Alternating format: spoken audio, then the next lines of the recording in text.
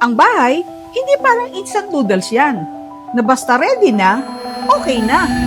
After years in real estate, one thing I realized is this. People rush because they want an instant house. Ready na kasi, tapos na, pwede nang lipatan. But a home is too important to rush.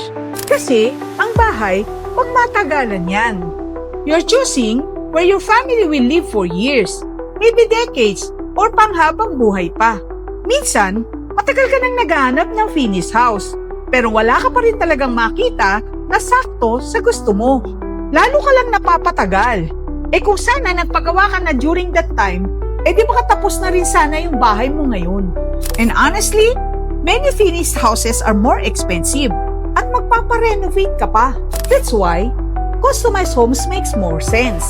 Ikaw masusunod sa design, sa finishings, at lahat ng tungkol sa bahay mo.